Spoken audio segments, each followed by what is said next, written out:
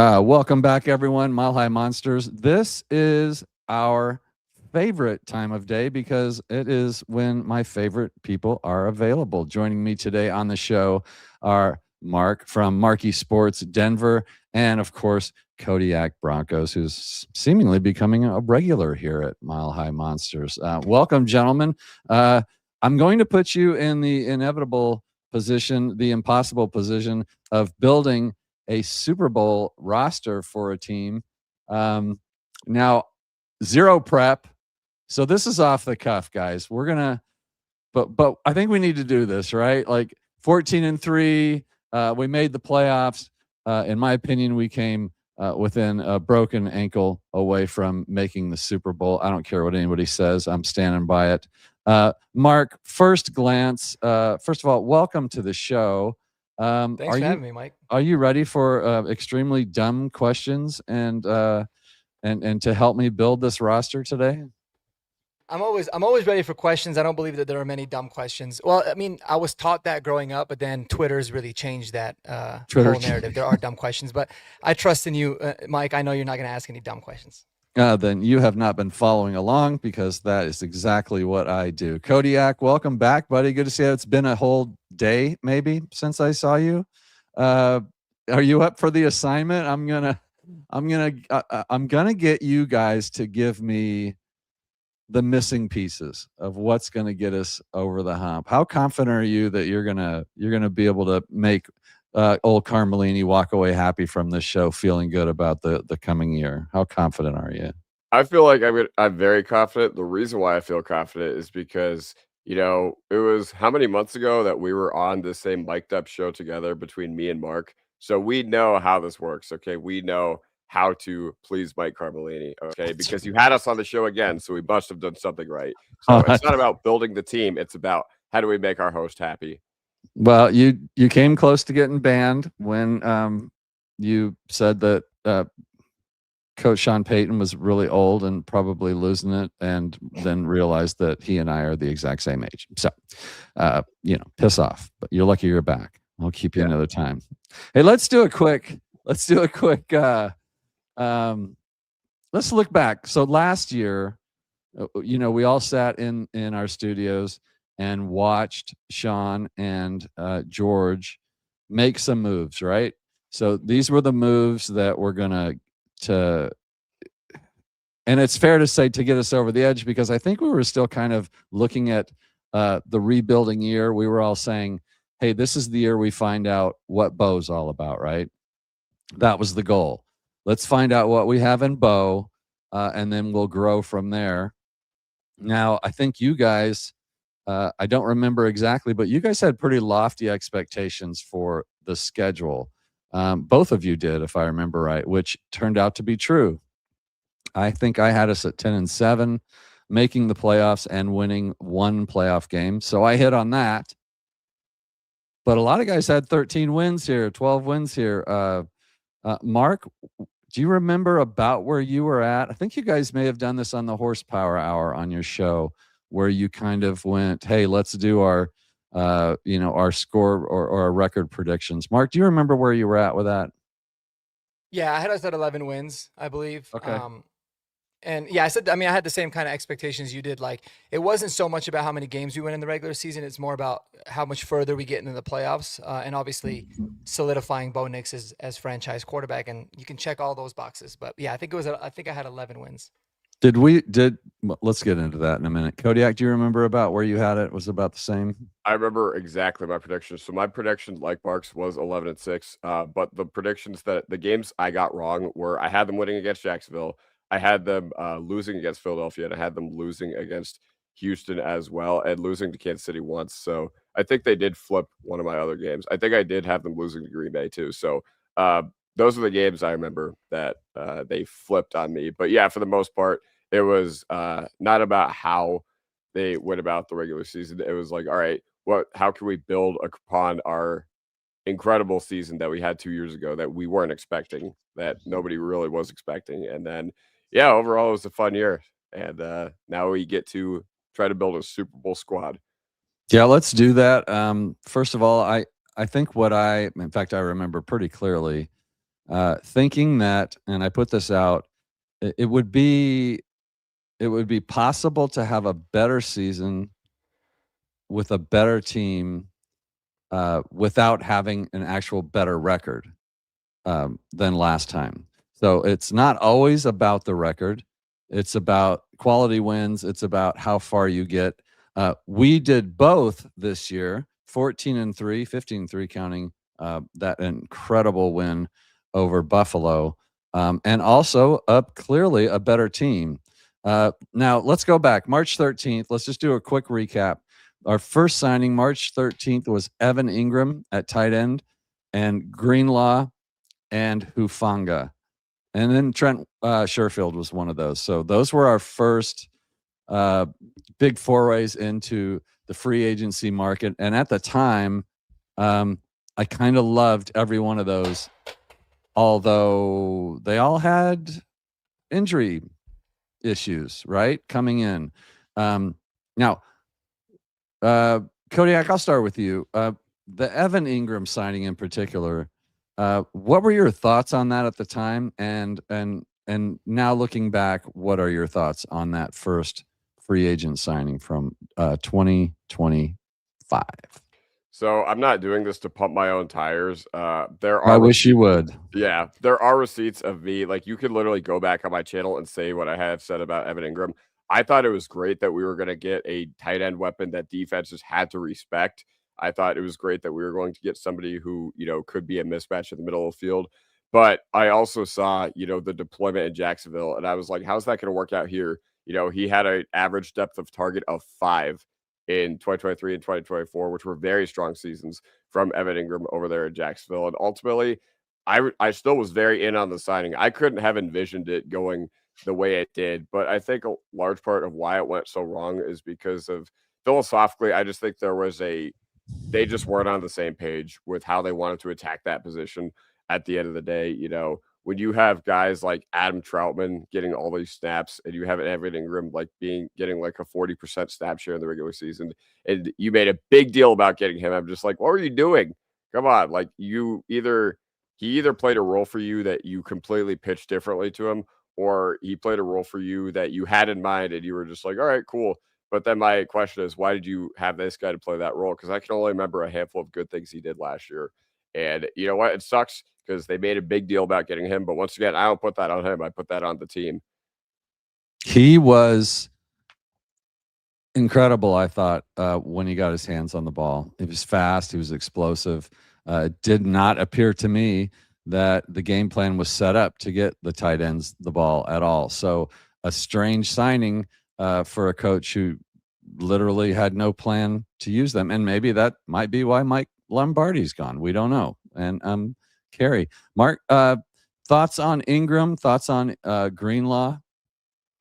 Yeah, I was really optimistic with both signings. Greenlaw was my number one free agency target that I wanted, him and Hufanga, so I was happy to get both of them. Ingram, I was excited about, but I didn't want Ingram to be like the solution, right? Like, I wanted him to be a part of the solution, but I didn't think it was enough to just sign Evan Ingram, and unfortunately, that's what happened. We kind of just signed Ingram and felt like, oh yeah, we're good with him, and then keeping the back end guys, which I never thought was enough. So definitely a frustrating year for him. It seemed like him and Bo could never get on the same page, and it also seemed like anytime they were on the same page, he dropped the ball or Bo would miss him a little bit, make it difficult, or just wouldn't see him flat out too. So yeah, definitely frustrating there. With Greenlaw, it was one of those where, man, the soft tissue injury that he had, and I think it was May of last year, and before the offseason, was frustrating, and all the injuries was annoying. But I still feel a little more optimistic with him because I feel like if he can have a good offseason, I like what he brings in a sense of, like, he brings that dog in him. He yaps a lot. He kind of fires everybody up a little bit, which I think we need. We definitely but overall, need it. Yeah, overall, I still think both positions are in need of significant upgrades from really the bottom up. So we'll see. But yeah, I would say probably Ingram was maybe I give it like a grade of a C at best. Maybe a C minus probably would be more fitting. Just because it wasn't that expensive. And then Greenlaw, it's harder to give anything higher than a C minus as well. Again, both contracts were really team friendly, so it's not like it was that difficult. But yeah, they didn't perform, and both of them for different reasons. Yep. Ingram with a 2-year, $23 million contract. Greenlaw, 3-year, $35 million. Both great deals. Now Hufanga has to score higher because he was one of our playmakers. Again, we needed dogs on defense. Greenlaw should have been one of those. I think he spent like 6 weeks out with the quad, and then what was it, the hammy? And then we learned after the season with his interview, he admitted that he just couldn't wrap his head around VJ's defense. It was like learning Spanish. So he's coming back, hopefully healthy, and hopefully he will know the defense. And so not giving up on Dre Greenlaw, and certainly happy about Hufanga. So, but yeah, all these contracts, I think George Payton did a good job of bringing these guys in. I'm kind of looking down the list here. I guess we'd have to come all the way through till June when we signed J.K. Dobbins, injury-prone running back out of the Los Angeles Chargers on a 1-year, $5.25 million contract, but came in, it was like 7th in the league, averaging 5 yards a carry, on pace for 1,400 yards. This guy was a difference maker and a huge part of why the Broncos went on that run, I think. Now that injury bug did creep up and get him. We want him back.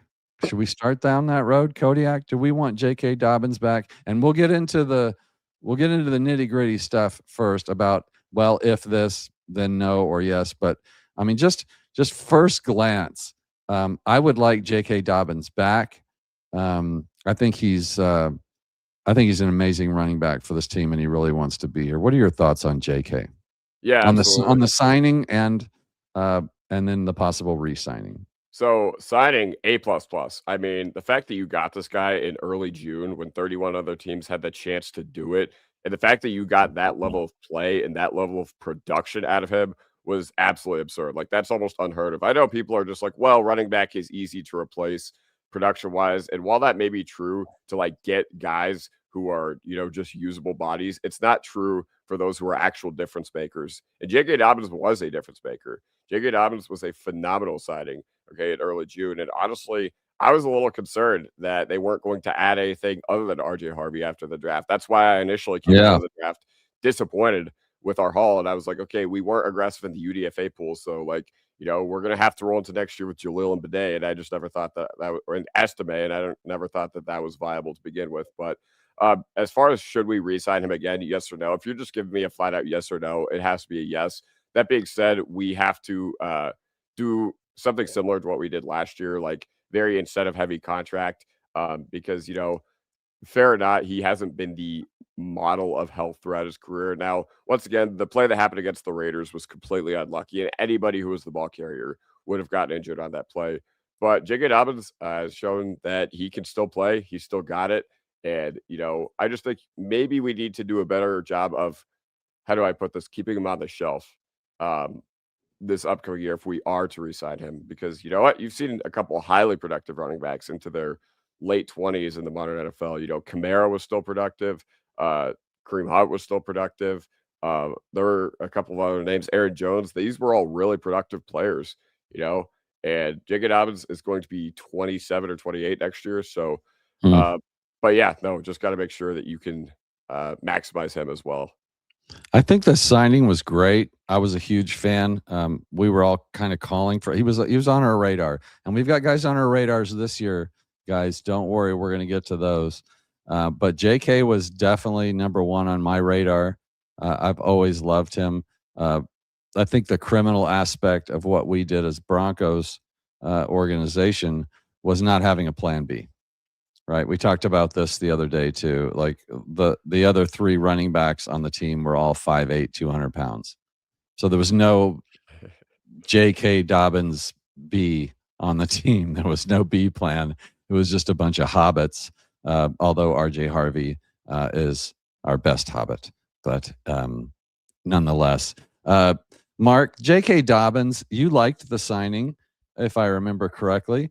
A $1 million or a 1-year $5 million contract. actually a nice contract. George has done a very admirable job about not bargain bin shopping, but paying fair contracts for players, and they want to be here. So another thing, Broncos country, that we can hang our hat on. We are now a destination. But as far as the J.K. Dobbins, was it criminal to not have another plan with a injury-prone running back like J.K. Dobbins? Mark, can you explain that to everybody? What I mean by that? Yes. Yeah, very much criminal. And just to clarify, it was actually a 1-year, $2 million deal. There was 3.1 million with in incentives. incentives. That's Yeah, why and I don't know that's if why hit- you guys are here, to make me look Yeah, no, you're good. stupid. So it was even better deal because I think one for $5 would have been five fine, but yeah, I don't know how much of the incentives he hit, but I mean it was absolutely criminal. It was something that I was screaming about during the draft the whole time. Is you sign, and that's why I worry. That's what I worry about happening this upcoming year, right? Is you talk about George Payton's really good at bargain bin. He's really good at finding good contracts for players. But how is that limiting the ceiling of the team, right?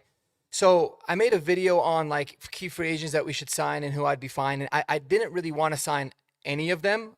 I was okay with us signing a few, and J.K. Dobbins was one. But the more I've been thinking about it lately is I'm completely against bringing J.K. Dobbins back at this point. And it's not because it has anything to do with him as a person. I've grown to really love him. He seems like an unbelievably kind person. Obviously, he's a really good player when he's healthy. But my fear is that we sign him and we just say, okay, we got JK back. We're really excited about the progress that RJ Harvey's going to make in the offseason, and that's going to be it. And I'm just not okay with that because they haven't proven that they're going to go and actually address the position. It's also a free agent class that is loaded with running backs. I can't remember a free agent class this loaded with not only running backs, but young, talented running backs. And I think we need to be aggressive. And I've never been I've always been the guy that's like, don't spend money on running backs, just draft them. But I'm at the point now where it's like, spend money, get a good running back that's young, that doesn't have the injury history that JK does, that can be productive, and also address it in the draft.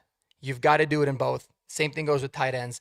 So I'm kind of at the point now where I don't want to bring JK Dobbins unless somehow they prove to me that they'll also add other bodies to this team as well.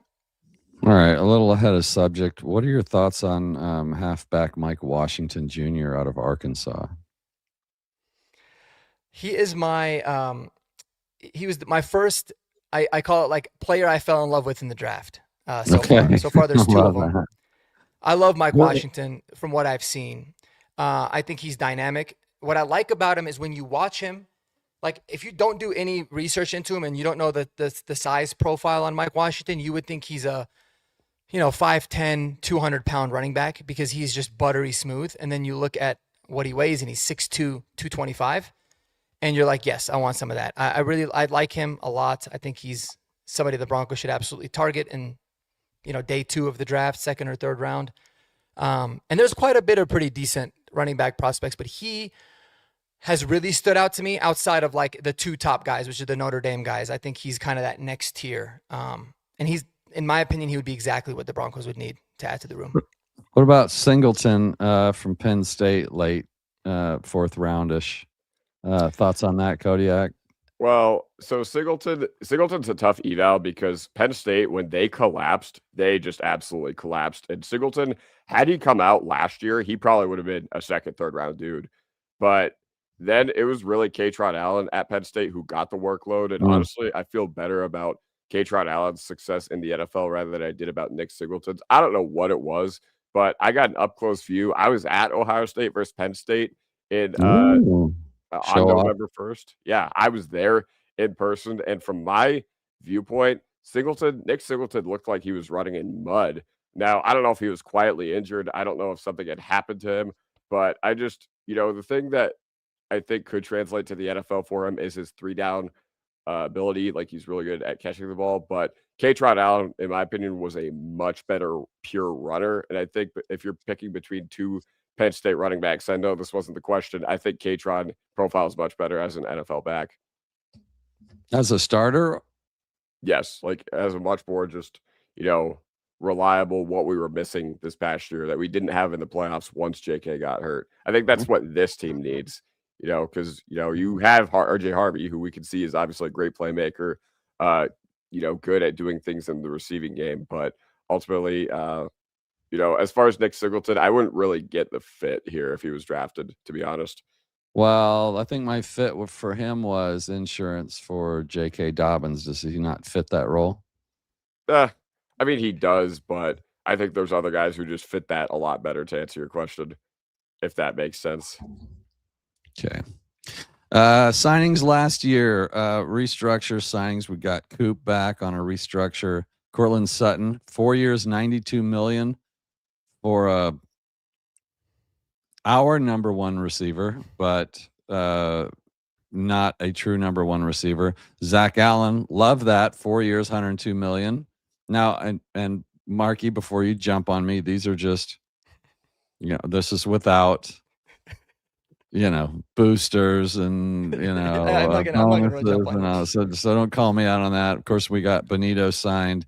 Lutz is back. Roach and Luke Wattenberg with a 4-year, $48 million contract. So I think that kind of, unless you guys have any thoughts on last year's moves, we could just do a quick glance at the draft, and then let's start building our team, okay? And then chat, hang in there. I see all you. I'm going to get to all you guys. I know you've got questions. Anything else on what we did? Any of those moves that we did last year before we move on? Well, I hate the Sutton move. I hated the Sutton move when it happened. I got a lot of flack for it. And I think now a lot of people also hate the Sutton move. But we'll get into that, I think, once we start to talk about the draft and the offseason and why that is. But okay, that's the only first one. Round. Every other move, I think, is 10 out of 10. I think they were fantastic. Yeah, it was a good offseason. You're not going to hit 100%. Good offseason. Well done on the team. Obviously, when you win the AFC West and you beat the Bills, you're doing something right. So our draft class was Jahdae Barron. Here's where I'll differ from purists. That was one of my least favorite picks of the draft. Not the player, just team need versus value versus all that crap that we talked about. And then RJ Harvey. Now, weren't there Marion Hamptons and other running backs available in that 20 range that could have helped this Broncos team, Mark, last year? Yeah, I mean, there were. I think hindsight's easy, right? Because you can say, oh, we would have been better suited with Marion Hampton, but they don't take into account, like, okay, but you also have to minus the production that RJ got for you. And even though they're very different running backs from what I've seen in terms of RJ being able to catch the ball, he had 12 touchdowns on the year. He was one of the few guys that was a massive playmaker for this team. And so it's like, yeah, maybe we would have been better with Omarion, but that's removing RJ Harvey out of the equation. So hindsight's always easy with the draft. I mean, I would have been really happy with like Emeka Egbuka or Matthew Golden, right? But it's like Egbuka would have been nice to have. You can look at it and say, and he had a really good rookie season. Matthew Golden, not necessarily the case. So, yeah. We lost Egbuka the pick before, right? Mm-hmm. Didn't he go at 19? Yes, yeah. Tampa sniped him. Yeah. Now, do you think he would have been the pick? I don't actually. No? Okay. I don't. I thought at the time that was, but then you start to see the some of the I don't know if you guys saw the video. I know Kodiak has, but Mike, if you saw the video of like the in-season Hard Knocks with the Giants. No, I didn't watch it. And they were doing the draft. And what happened is the Giants, just to kind of give the people that don't know about it, the Giants had a deal in place with Denver to trade out. And they wanted to get Jackson Dart, which obviously they ended up doing with Houston. They had it with Denver, and then Denver backed out when Jahdae Barron was available, and it kind of irritated the Giants staff, which is fine. So I don't think it was going to be Egbuka. I think that they probably had targeted somebody else. He wasn't there. They didn't think Jahdae would be there, and that was the pick. So yeah, I don't think it was going to be Egbuka. Yeah, it's one of those that I get. I mean, I get. I think the Broncos said that he was number 9 on their big board. Too hard to pass up. But he also came into arguably the best defensive back room in the league. So for me, didn't like it. didn't like it. But RJ Harvey, I do like. Pat Bryant, I like. Q Robinson, I like. Kodiak was nice enough to do a little video on that, which could be eye-opening for some of you who haven't seen it. Guy's an absolute playmaker. And then, of course, our best pick of the entire draft was Jeremy Crawshaw, punter from the Outback. So I'm kind of half joking, but I mean, literally, he kind of was the best pick. But I'm no huge RJ Harvey fan. I think if JK stays healthy, that twosome would have been quite the pair. So we ended up with our offensive starters of Bo Nix, Dobbins, Harvey, Sutton, Franklin, Troutman listed as a starter. Garrett Bowles, Palczewski, Wattenberg, Miners, and McClinchy. There's room to improve here, guys. Let's catch up with a little bit of chat. I saw a few that need to be addressed, and then we're going to build a team real quick. David Yunkin says he loves your content, but we have no idea who the coaches will be after losing some coaches, and who the play caller will be. Well, Sean Payton is the coach of the team. We know that. He controls all. He controls almost everything that happens. But when things don't get passed down that he wants, he gets rid of coaches, including his best buddies. I think that we can feel fairly confident that he already has a plan. Clint Kubiak has taken the Raiders job. I haven't seen anything else on that yet as far as Davis Webb, but I'm expecting Davis Webb to get promoted to offensive coordinator. Does anyone on this panel see something different happening than that, Mark? Are you thinking that's going to happen, or do you have your doubts? No, I think that's the plan. I think I expect it to be announced in the next couple of days. Davis Webb will be the OC. I think he will overtake play calling duties, or at minimum be very, very involved in play calling. So I think he'll be involved. I just, knowing Sean Payton and what a cocky, proud gentleman he is, he's the smartest guy in the room.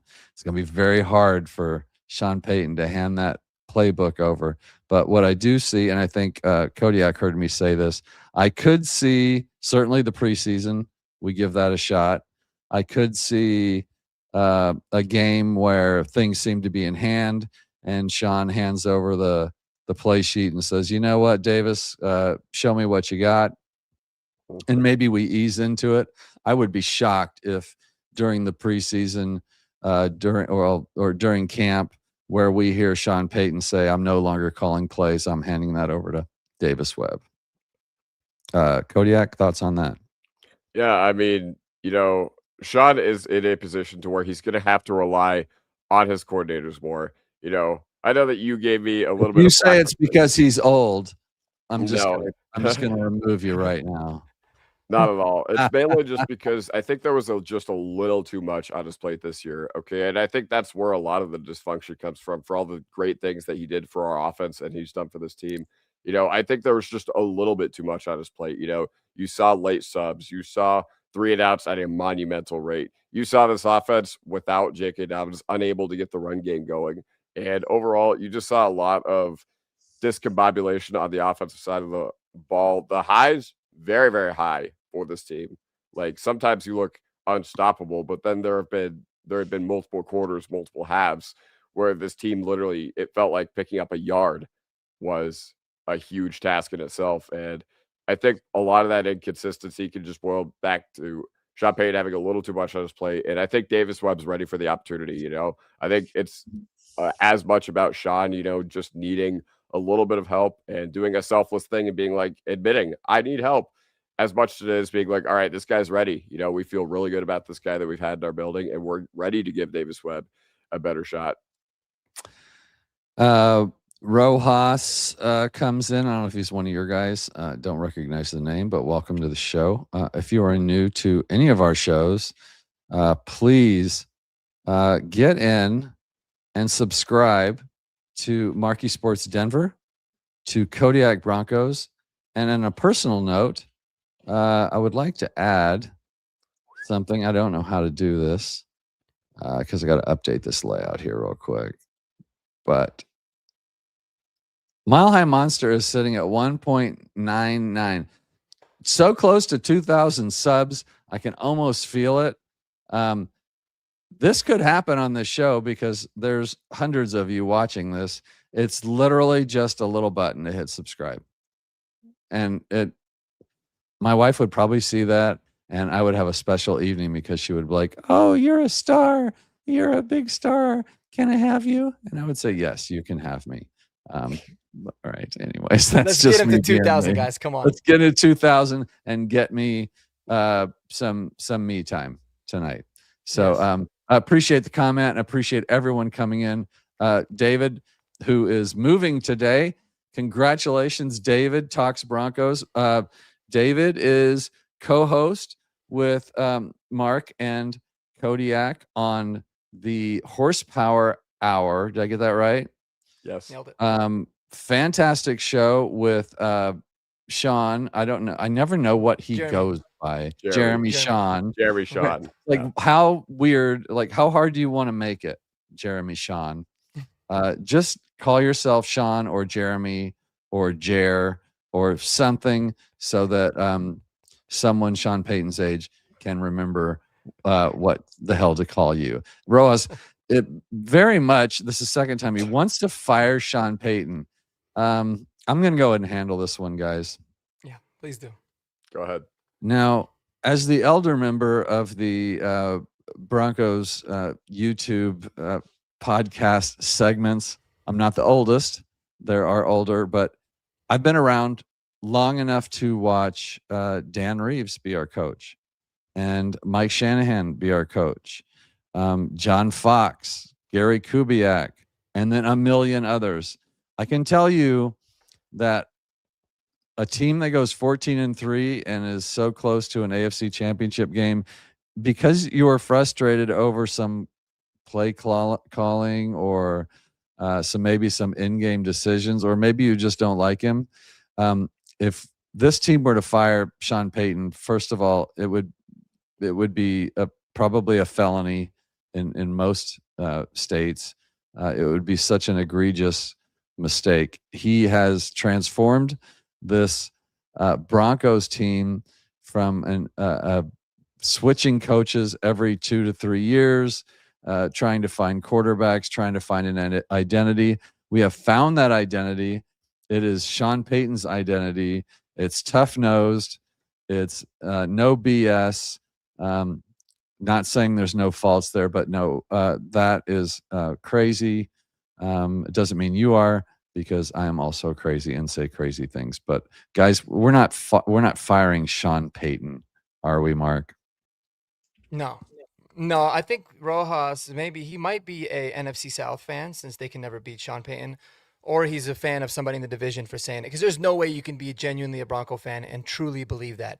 Even if you have a ton of disdain for Sean as a person, look at the results. Firing Sean Payton is insane. David Talks Broncos said it in the chat. He goes, Roja, that statement is insane. LMAO. Yes, that's where I'm going to keep it. That is insane. It is. And it's like saying firing Belichick back in the day because he was such a prick. I mean, you just these guys have a lot of power and a lot of ego. And, it's like sometimes they're just not that likable. But no, we don't fire people like that. Brett Hilbers, my guy. Happy Sunday, Broncos country. Happy Sunday to you, Brett Hilbers. You are my guy. I'll go no further than that. Sonny, we need a number one receiver. Would be amazing. Number two, and if Bryant can stay healthy, would be an awesome slot. All right. So with that said, let's get into it. Let's start building our team. Item number one for me. Now, I have heard Coach talk about how, and George Payton talk about how he loves, they like their room. They like the wide receiver room the way it is. And I, for one, also like the room, but it's missing one piece for me. It's missing a true difference maker, wide receiver, someone that other teams have to game plan around. We don't have that. We have a bunch of number twos which is a good problem to have if you have a number one. Kodiak, is it time to make a move for a number one wide receiver? And I'm talking trade, free agent. I don't know what's out there free agent wise, but am I crazy to say that it's time to go after someone like, dare I say, Justin Jefferson, or maybe on a lower level like a Waddle or something like that? And would he even qualify for that? I mean, absolutely, it is time to go out and try to get a true difference maker at the position. I think for the most part, the rest of the room is set. I think, they all bring really good traits. They all bring a lot of really good different things to this wide receiver room in general, between Franklin, Bryant, Mims, Sutton. I like, what they all each individually bring to the room, but you're just missing that one guy. Okay. And the idea of a wide receiver one in the modern NFL, it's kind of interesting because, you think about, okay, the classic prototypical wide receiver one in the NFL has been like a Calvin Johnson or like a Mike Evans in more recent times, where they're just this big bodied receiver, but that doesn't necessarily need to be the case. I think for a wide receiver one, what matters more is being able to be deployed at all three receiver positions. Okay. X, Y, and Z. And ultimately, I still don't think wide receiver is that valuable of a position in the grand scheme of things. I think it's not a premium position per se, but it still matters. It still matters, But yeah, no, I understand why teams forego the lack of investment in the receiver position, but we're not in a position to do that, man. It's time to get Bo Nix some weapons, and you really saw it in the AFC Championship, Little Jordan Humphrey, 74% of the snaps. Like, that just kind of said everything right there. And, not to specifically dunk on him because I don't blame him. I blame the team for not, doing more to get us to that position. But yes, it is absolutely time to do it. The draft is a little interesting, but if you're able to swing a trade for one, which I don't know what the trade market looks like. We're not in those, NFL calls or whatever. And by the way, guys, while I'm going on this rant, subscribe to Mike Carbolini. But also look at Justin Jefferson in that Broncos number 18. All right. Could we unretire 18 and give it to Justin Jefferson? I mean, I think if you swing a trade for Jefferson, you absolutely are able to do that. I don't think that's realistic at all in the sense. That's just not what I'm saying. But yeah, it's time to do it. It's time to do it now. Will it come to be a free agency? I'm not entirely sure. Best wide receivers available in free agency are Alec Pierce, George Pickens. There's probably somebody else I'm forgetting of right now. The draft, we'll see because there's a lot of good ones this year. But at number 30, probably not going to get one of those like elite upper echelon prospects. So we'll see. We'll see. It'll be interesting to see how it shakes out. What do you think, Mark? How big should we go? How big of an issue do you think it was for the team, and how big should the Broncos go? How aggressive should Penner and these guys get trying to get the guy at wide receiver? Yeah, I mean, I think that they should, leave no stone unturned when it comes to trying to upgrade the wide receiver room. But here's the problem. I mean, we've kind of hamstrung ourselves by having Courtland Sutton making what he's making and being on this team. And the reason is because now you're limiting yourself into looking for a true wide receiver one, right? Which those guys just don't really become available. Like, it would be great to trade for Justin Jefferson's not going to happen. It'd be nice to trade for Jalen Waddle. That I think can feasibly happen. But we'll ultimately see if they're going to pull the trigger on that. And then when you look in the free agency list, I mean, the top two guys are George Pickens, which is just not going to happen. I hope it doesn't happen. I don't think he's going to. Why do you say it's not going to happen? I don't. Well, first of all, I just don't think we're going to. Do you think he's happy there? Do you think Pickens is happy there? No, I think he's going to demand a whole lot of money, which he should. And I don't think that A, the Broncos are going to be willing to pay it, and B, I don't think he's a locker room fit for what Sean Payton wants. Overall, just kind of with some of the diva traits and everything that he's got. But I think it's going to be a big bidding war. I can see him going to a team that has a whole lot of cap space and is not really a good team right now to try to elevate the room. And he's a really good player. Don't get it twisted, but I don't see the fit. And then you look at Alec Pierce. Alex Pierce is somebody that's feasible. He's somebody that I like a lot. I can't sit here and tell you that he's going to be wide receiver one for this team. But what I do know is somebody like him absolutely elevates the ceiling of the room. And that's kind of what you have to try to look at too is, can he become the wide receiver one? Sure. Can I'm the biggest believer in Pat Bryant. I think Pat Bryant could be wide receiver 1 someday, but hope is not a strategy, like I always say. So bring guys that you know can elevate the room. My number one choice for free agent wide receivers would absolutely be Alec Pierce because of what he brings. He brings something that other guys on the team can hypothetically bring, but Alec Pierce has actually done it. You're talking about the best deep threat in the entire NFL, someone that's averaged over 20 yards a catch for 2 seasons in a row. And I get it. A lot of people are like, well, the first season that he catches 50 balls will be the first year that he ever does in his career. Well, he had 47 catches for over 1,000 yards this year. So what kind of production can he give you if he's having 65, 70 catches? Now he's a Colt.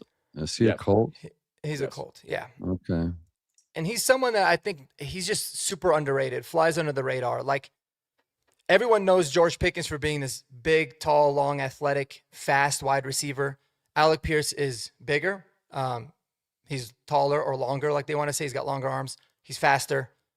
And he's got more explosion. And not just from a standpoint of his measurables, it also translates to what you see on the field in terms of on a per catch basis. So I'm not saying he's better than George Pickens, but for what he's going to get versus what George Pickens is, and then also the locker room presence that he can bring, I think he makes more sense. And Kodiak also said it before, we need somebody that could play the X receiver, the Y receiver, and the Z receiver. And I see Alex Pierce being able to play all 3 of those positions as needed as well. So that's just a name to kind of keep an eye out on. I like that. The Broncos have $29 million. These are rounded numbers in cap space right now. David Talks Broncos, our good friend, postulated that we release Ben Powers, Matt Pert, and Drew Sanders, which would put us at about $40 million right there in cap space.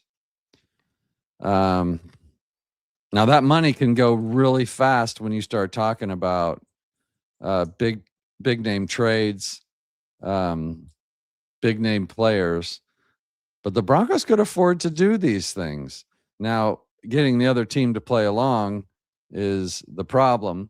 I think the thing with Pickens and Jefferson is there is a chance that those two may not want to play for the teams they're on. And you have to factor that in sometimes because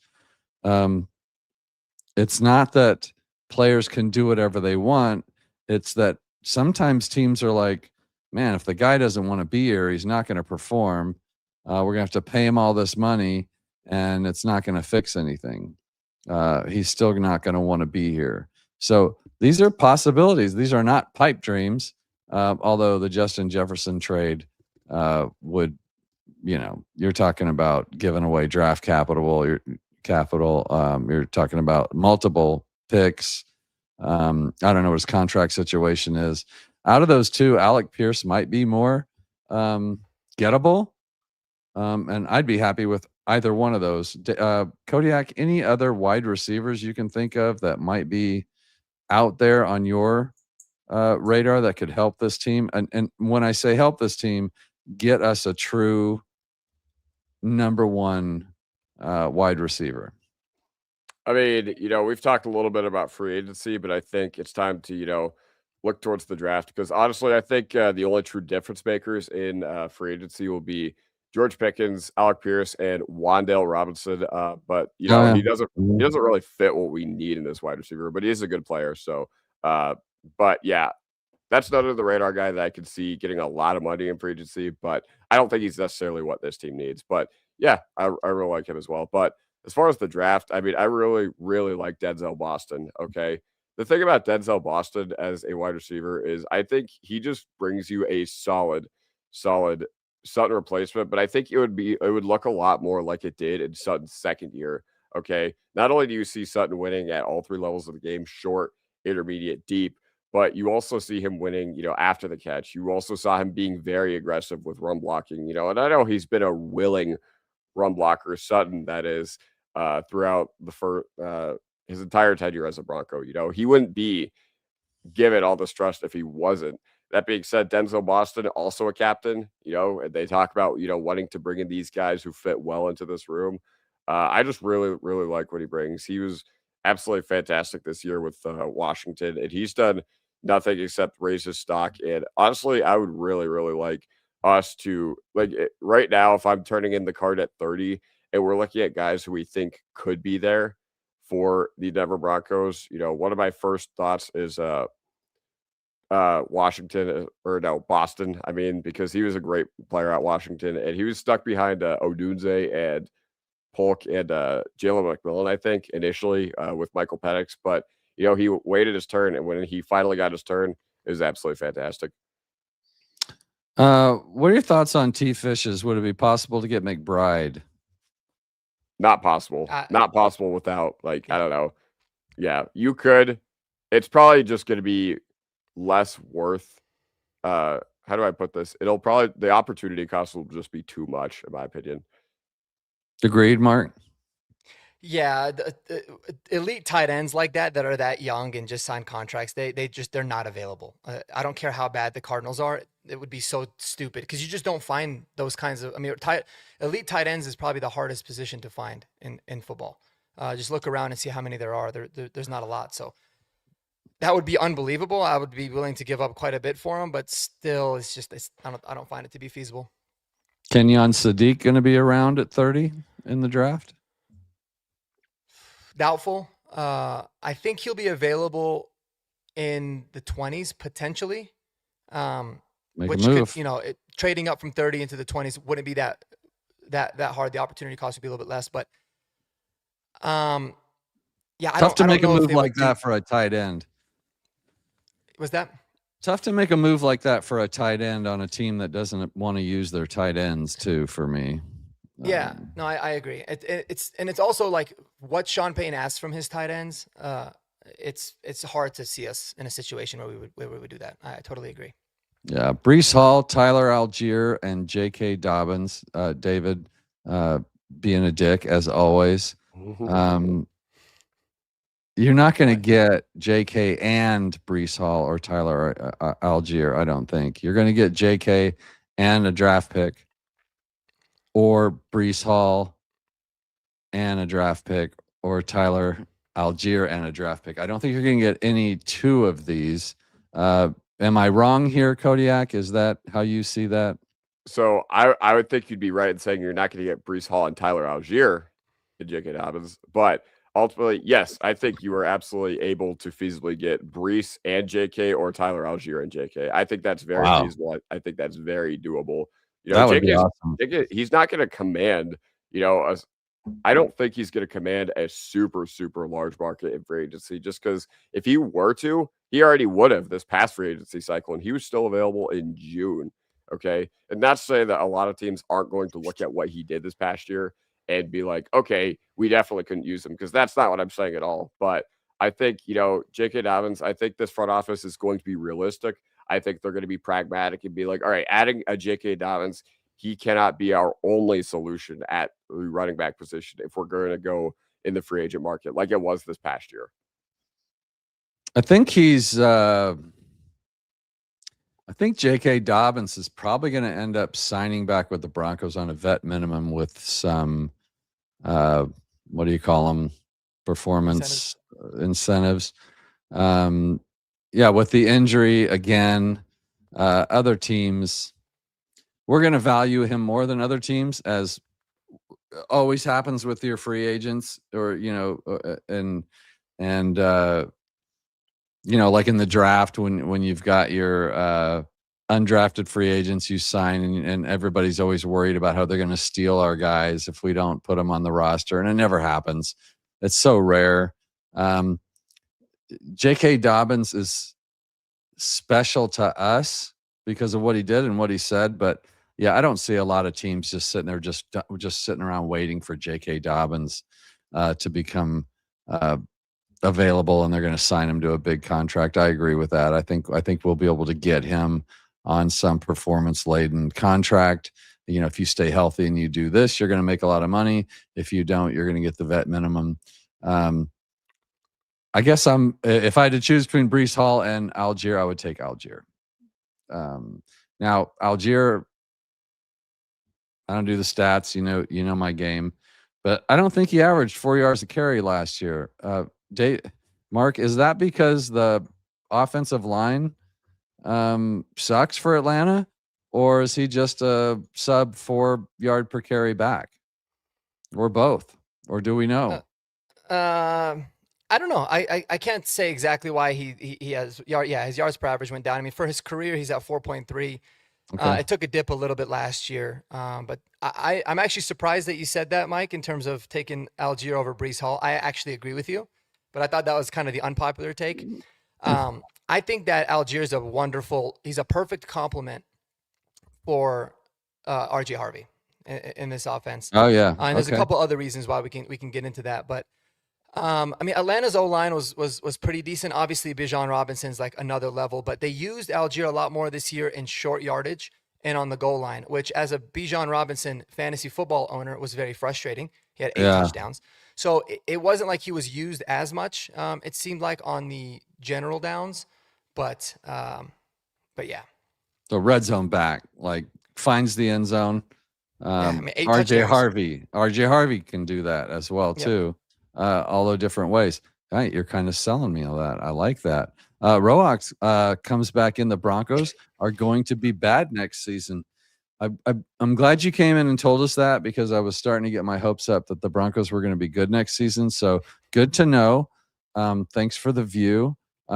Did we figure out what fan Rojas, put what your team is in there, and welcome to the show. We take any and all here on the show. T Fishes, when you've won 3 Super Bowls, you have a lot of patience for stupid people. Mm-hmm. T Fishes, would it be possible to get McBride? I think we just covered that. I'm getting lost. My assistant Chewy took the weekend off, left me alone. I had Sonny Staley. I had 12-13. The Green Bay game was the question. Okay.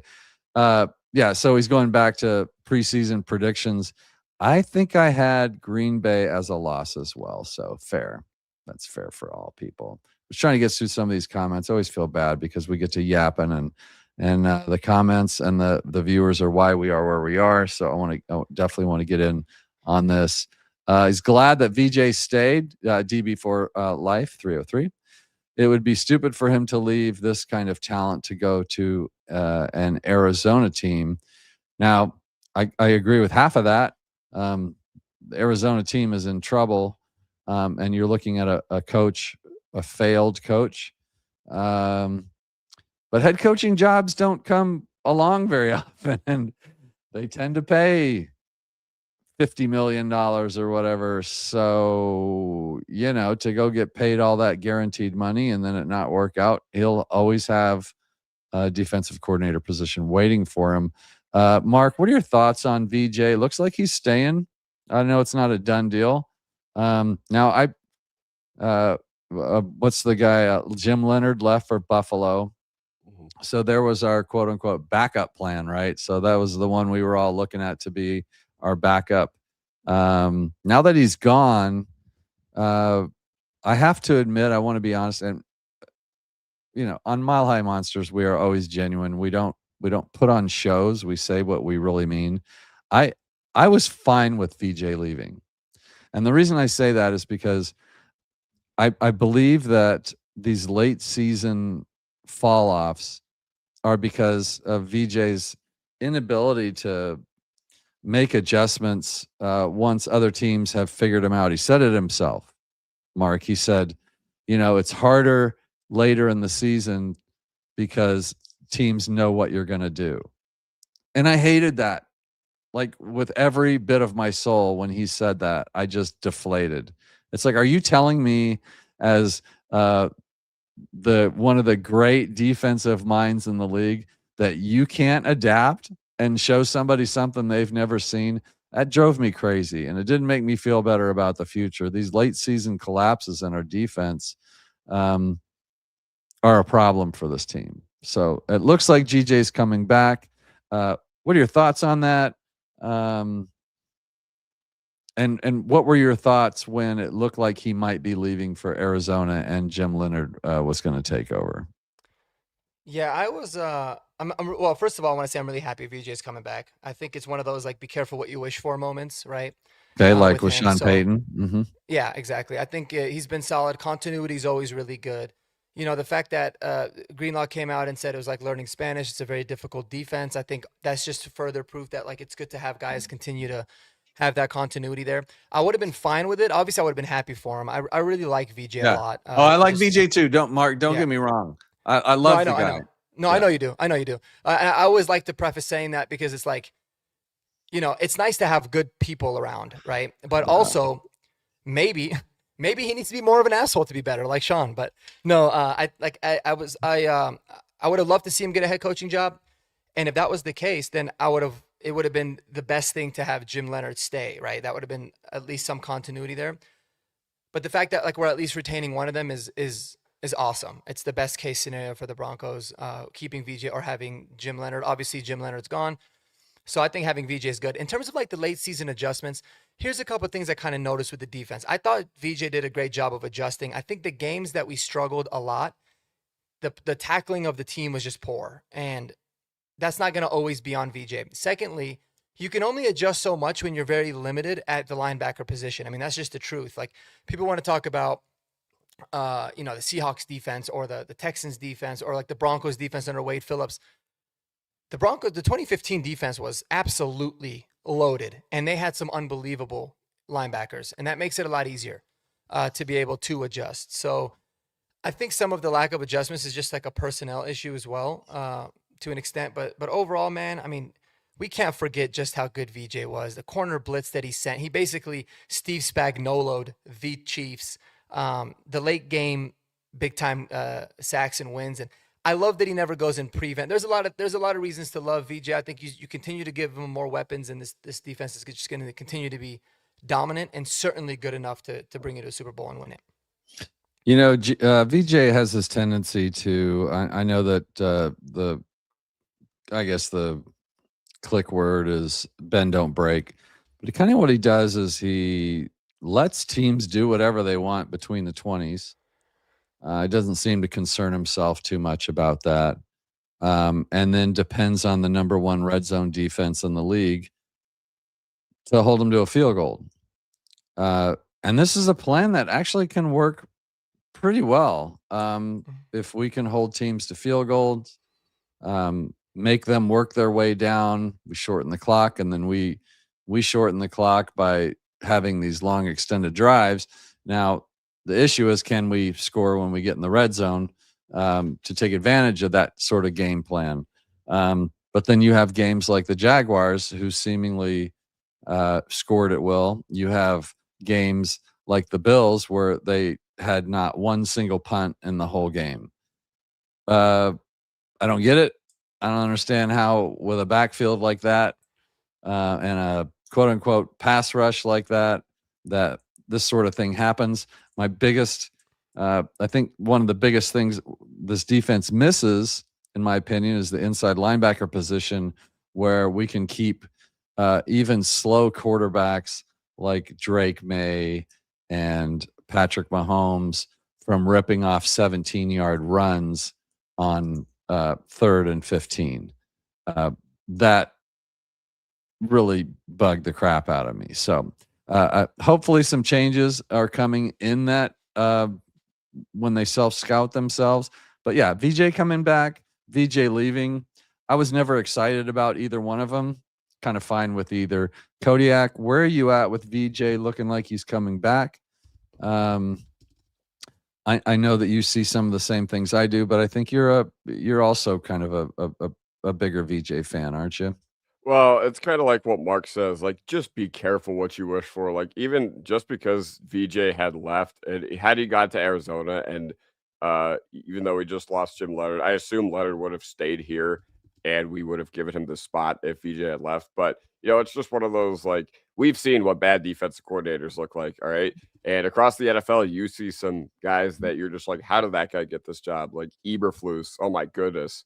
What a disaster year in and year out. Not only in Chicago, but it's a great pull. Dallas this past year. But no, like, I get it. It's really frustrating in the back half of the year, because you're just like, all right, this defense is nails in the first part of the year. And then you're just like, what happened? And, once again, I think that's a quote he said about it's tougher to play when there's film on you. is a really bad cop-out because you looked at what Seattle and Houston did this past year, and you're just like, okay, so tell me it's more difficult to play defense in the second half of the year where there's film on you. But either way, I'm happy he's here. I'm happy he's a Bronco. Like, once again, I'll just trust that he can just figure it out next year. I know that in 2024, I feel like the collapse was less on him than it was about the talent. I thought Barton and Strnad both just completely cratered in that December month. I thought PJ Locke was not playing good ball during that time either. But this past year, yeah, it was a little mystifying, and you're just like, all right, so against the playoff teams, we didn't play as well. But I don't know. It's just one of those things where, once again, you got to be careful what you wish for because, the alternative, we don't know what the alternative is. And VJ, what we've seen from him, very good defensive coordinator. And maybe he is just one of these guys that you could just bring in to rebuild a broken unit. And you don't know exactly what the ceiling of him, of this defense is with him as a defensive coordinator. But he's not the reason we lost the AC championship. He's definitely not the reason we couldn't go at that point. But yeah, against playoff teams, we will need to be better in the second half of this past year. Like against Green Bay, Jacksonville and Buffalo just wasn't good enough. Even the Commanders, I was like, what? Like Mariota was dunking on us. Yeah, he punked us. And that was another one of those where I'm just like, this is our elite defense and this is happening to us. I don't understand it. So here I'm going to throw my first crazy stuff out at you guys. This is why you guys are here, to talk me off the ledge, educate me if need be. Does the name Devin Lloyd mean anything to anyone in this stream? Mark, tell me about Devin Lloyd. Now, he plays inside linebacker, does he not, for the Jacksonville Jaguars? Mm-hmm. What? Yeah, he does. Would he look good in orange and blue with Singleton being 32 years old and Strnad not really sure what's happening with him, and Greenlaw injured, not injured, and can't speak Spanish? I would like to see Devin Lloyd on this team. Am I crazy? No, you're not crazy. I think you can mention any linebacker, any off-ball linebacker's name, and I would be like, you're not You'd crazy. be all right with Let's try it. Maybe it works. My thing, yeah, at this point, no, Devin Lloyd's a really good player, man. He's still a younger guy, too. I believe he's like 26, 27. 26 this year, I think. Yeah. And he was a highly touted guy. I think he was a first-round pick, and he kind of started his NFL career off pretty slowly, but he had a really great breakout year this year with Jacksonville. I think he's going to get a lot of money in free agency, but yes, he's like a perfect example of somebody that I think can be really good, especially as a coverage linebacker. You see him be a little bit more sideline, be able to cover. That's what we need. He's a taller guy. So, yeah, I mean, I'd be super open to Devin Lloyd. He'd be one of the guys on the free agency wish list, no doubt about that. And I think that we need to look at all options. Like for me, running it back with the same guys, bringing whether it's Alex Singleton or Justin Strnad, and then having Dre Greenlaw, like running it back again is just putting yourself in this hamster wheel of mediocrity. And it's time to raise the ceiling of these positional rooms. And yeah, I mean, none bigger on the defensive side than inside linebacker. So I think not crazy at all. I love it. I think somebody checked me on my math, but I believe Alex Singleton is a free agent this year. So we're going to have to sign somebody. Now, Alex Singleton, I actually love Alex Singleton, the person. But I think I would probably pay whatever Devin Lloyd wanted to bring him in here. I think I would go into this defense about as confident as possible. Kodiak, thoughts on Devin Lloyd or another option that we haven't talked about maybe that might fit that role? I mean, if you're talking about Devin Lloyd, the price of a brick has gone up this year exponentially and for good reason. Okay. He wasn't first team. Was he a second team All Pro this year? I can't remember off the top of my head, but yeah, of course. No, he obviously he was a highly coveted guy. Utah State was where he was drafted from back in either 2022 or 2023. I can't remember off the top of my head, but he's done a really, really good job at coming into his own. I know that the Jaguars actually do have some pretty good linebackers down there, and kudos to him for making it happen. Like, do you guys remember that pick six he had on Mahomes in the red zone last year? That was unbelievable. Like, that was just unbelievable playmaking, and I think we just need better playmaking from the inside of the defense, okay? Other than Alex Singleton forcing that fumble, which great on him, that was a monumental play. And Sternad getting that pick on Jackson Dart. We just need more consistent, like, boom, lay the boom, impact plays from those positions throughout the year. And while those guys made big plays when it mattered the most, we just need it a little more consistent. Hey, guys, the Chiefs or whoever are driving, all right, maybe we need one of our linebackers to get a hit on whoever they draft, or Rashee Rice over the middle of the field. Maybe let's force a fumble. Maybe let's have our inside linebacker, lay the boom, lay the wood, and let's get the ball going the other way. Because I think that's a big reason why this team didn't have a lot of turnovers, was because Singleton and Sternad and Greenlaw or whoever were just limited in what they could do in that capacity as well. Now, if you're talking about like other guys who could be available, I mean, if you look at the list of free agents, I don't know, it's really hard to find off-ball linebackers in the modern NFL who become available that you'd be genuinely excited about, that wouldn't command like super gargantuan price tags. Because let's be honest, like, the guys that are true difference makers are just not going to be available. They call their defense like the Fred Warners of the world. Like, those guys just do not become available, and they shouldn't become available. But it's a rather old, rather senile free agent linebacker class outside of the guys like Lloyd, like Bobby Wagner, Demario Davis. Like, maybe we could re-sign those guys and become the unction. But at that point, I'd just rather look internally. And I'd rather just see what we got in some of these guys like Karene Reed. Heck, maybe even give Drew Sanders another chance, even though he doesn't exist. Oh, stop. Yeah, I mean, you call it A.T. Perry next and see if we can get him back too. Yeah, like, the thing is not, okay, Drew Sanders is the solution, because the Broncos would be asinine to think that. But the thing is, I just want to see what we can do with the younger guys currently in-house, rather than go out and get some random like 30-year-old, 31-year-old inside linebacker from another team. Okay, we don't need other teams' trash coming here. We need our own trash, okay? Potential. Yeah, okay. Potential upside is better than unknown trash. And I think that's something the Broncos did not agree with me on saying this past year, with the way they deployed all these guys and with the way they built the roster. So, yeah.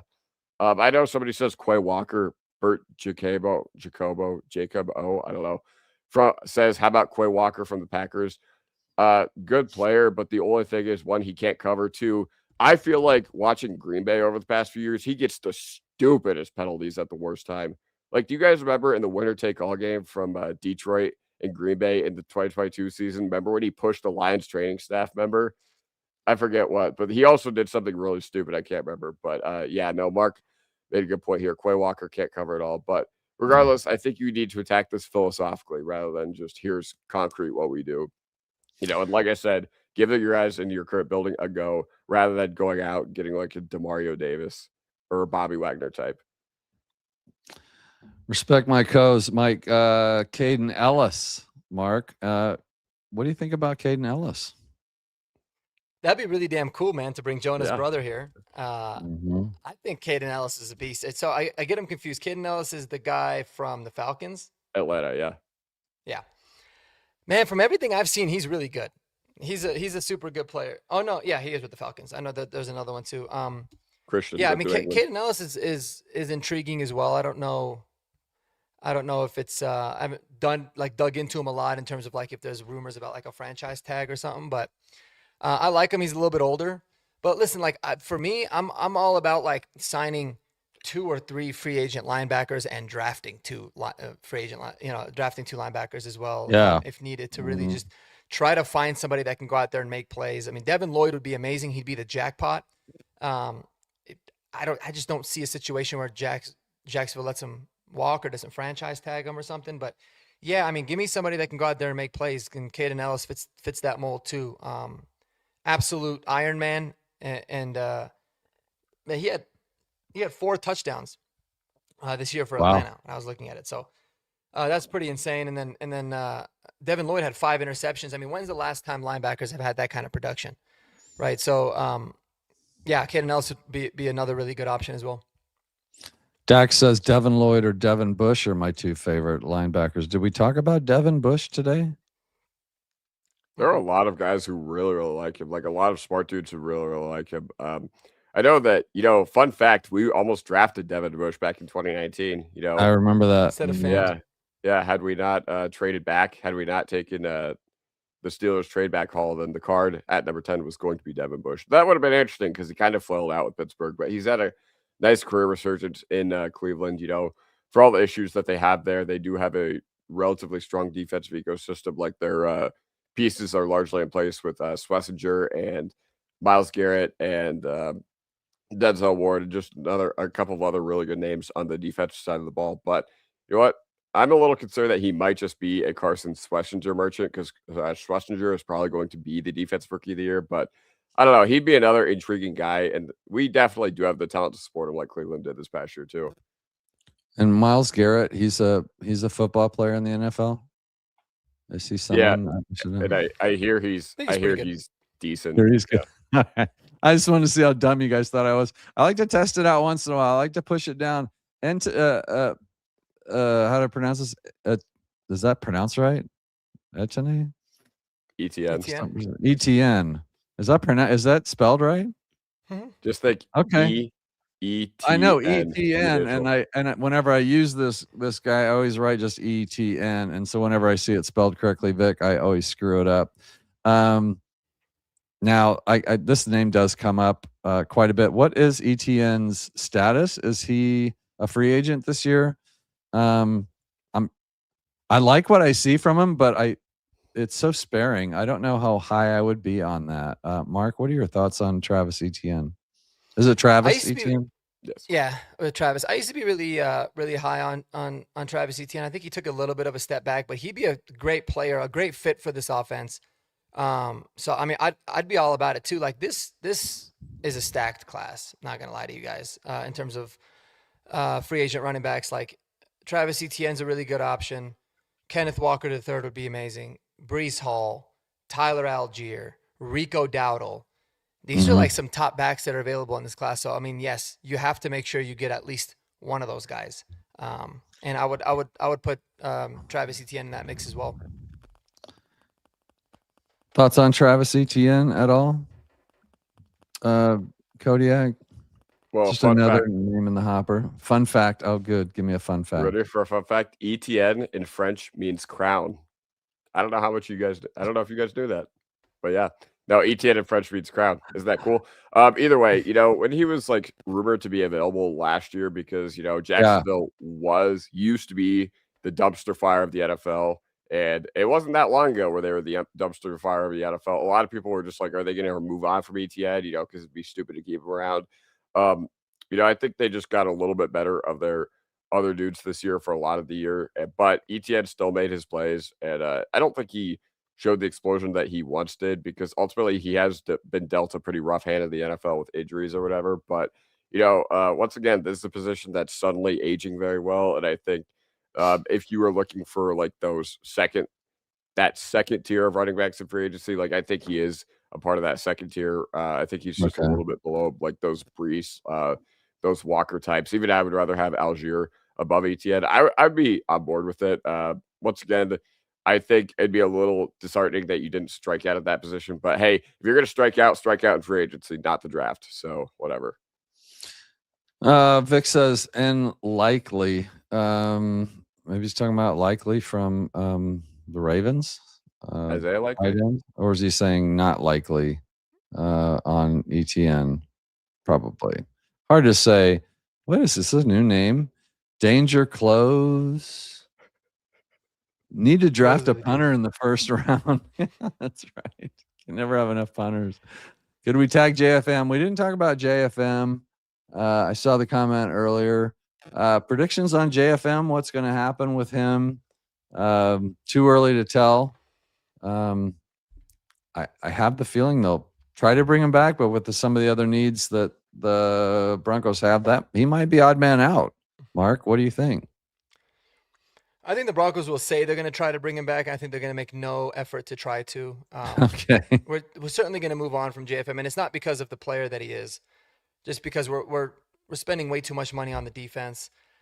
He's going to get paid. He should get paid. He'll go somewhere else, and we have the infrastructure in place already to replace him. I mean, we extended Malcolm Roach, who's a really good player. He can be a starter too, for as long as needed while we develop Savion Jones, who I'm excited to see next year. I think Iyomo Wazirike took a big step. And so, no, I mean, you're going to have to eventually get cheaper on defense to put money into the offense. It's just kind of how it works. So, yeah, no, JFM wouldn't make sense, especially on a franchise tag, because it would be basically take up like half of your cap space if you franchise tagged them. So it wouldn't make any sense. Okay. Makes sense. Danger close. Please trade Bo Nix. I think that's on the table. I think we're going to look at that and see what we can get for Bo. See if we can get a fourth. We'll see. If we do, I'm sure we'll take it. Devontae, we should just draft Anthony Hill round 1, Caden McDonald round 2, then Eli Stowers round 3. Okay, draft nerds.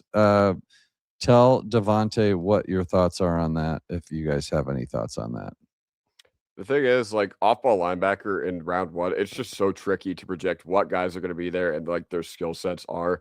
I know Anthony Hill, a lot of people really like him, and he was very productive this last year in Texas. He was a really, really good dude. I think he's actually going on 2 years of being all conference, which doesn't mean nothing in the SEC too. It actually means a whole lot in the SEC. But some guys are just tough evals at the linebacker position. But as far as Caden McDonald, I mean, I just don't think he's going to be available because we're picking at the back half of round 2. And I've seen a lot of recent mocks have been the late 1, early 2 range. So I don't think Caden McDonald's going to be there. And honestly, I think somebody else said it that I thought was really, really smart. Like, I got a lot of the same vibes with their assessment. Like, Caden McDonald, he's good, but you need a little bit more of a pass rushing presence or pass rushing chops than what he would do for you if you were to use one of your first 2 round picks on a defensive lineman. So that kind of makes sense as well. And then Eli Stowers, this is so tough, man, because it's one of those where, all right, if the Broncos took him, I just don't know how I would feel about it because I don't know how I would trust them to deploy him because you look at the receiving skills, you look at, where he can align on the defensive side of the ball. You look at the fact that he was the Mackey Award winner, and for good reason. He's really good, and his dynamic athleticism, his, ability to just make plays and just maneuver after the catch. That's all fantastic. But there is a big but. Big but. Well, I like big butts, right? And I cannot lie. We already because I'm hip. This past year that we have a really, really frustrating deployment of this role. So something philosophically would have to change within the Broncos. Okay, not to say that I wouldn't be excited if they made this pick, but I'd be like, dang, all right. So we already showed that we can't really make the F tight end / slot hybrid work in this offense with Evan Ingram. Now, maybe Evan Ingram just is washed. I'm not entirely sure, but I just don't believe that based on what he showed with the ball in his hands. But Stowers, round 3, he's definitely a guy worth discussing, but it's a little bit up in the air as far as how I'd feel if they actually took him, because I just don't trust them to not run it back with Adam Troutman and Kroll and their guys and just not deploy Stowers in the way they should. Any thoughts on this, Mark? Well, I think more realistically, Caden McDonald would be your first round pick and Anthony Hill would be your second. That's kind of where I think more of the range is where it's going to be. This is a really good news for the Broncos is it's a very, very, very good linebacker class from everything that I'm hearing and seeing, which is awesome. It's not necessarily the best tight end. I mean, there's a lot of high upside guys. But yeah, Caden McDonald, I think ultimately might be a first round pick. I think he's really good, 330-pound guy from Ohio State. In terms of, it's tough. Eli Stowers, I mean, I love him. I liked Vandy a lot. I'm a big Diego Pavia guy too, man. And their story is really cool because Stowers was a quarterback at New Mexico State and Pavia beat him out, and then they switched him over to tight end. But Eli Stowers would absolutely not do anything that Sean Payton would be asking for as tight ends. And that's frustrating. I get it, but we have to kind of acknowledge what Sean Payton does. Eli Stowers cannot block, and Eli Stowers should not block. He wouldn't necessarily fit, in my opinion, what what Sean Payton would be looking for. So I don't even know if he lasts until the third round, because there will be teams that'll utilize him differently. But we need to have like the tight end infrastructure set before we can talk about adding, kind of gadget guys at the tight end position. We need to find out guys that can just play tight end, and then you can add accordingly. And this, ladies and gentlemen, you just saw history. This is the first time in the history of Mile High Monsters where Marky and I went like this and joined. We mind melded for the first time. I 100% agree. I have no interest in any high drafted tight ends this year because we don't use them anyway. So it's a wasted pick to me. I don't know what this means. Respect my co's, who I think generally hates me on Twitter. I'm not sure. I follow him because he's always entertaining. So he's obviously on one of your streams. Demario Davis already told us no. Does anybody know what the hell he's talking about? This is probably because I'm so far behind in the chat. I wish this was the worst thing I do when I stream, but following the chat is definitely top 5 of the things that I do when I'm trying to follow the stream. And hello, Darian. Okay. Let's see. Javonte. All right.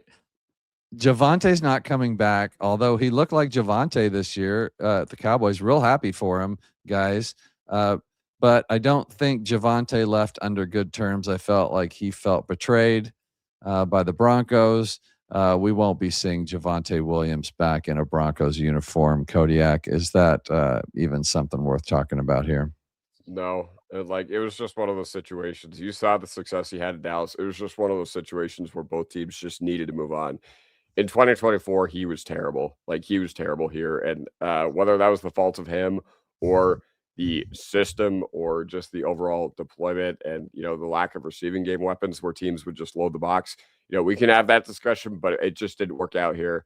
And we don't need to go back to the guys that didn't work out here, because that would just be going backwards with your personnel.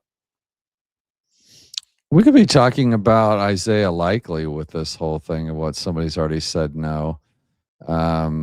I like Isaiah Likely, but is he not a tight end, or at least a big F or something in the offense?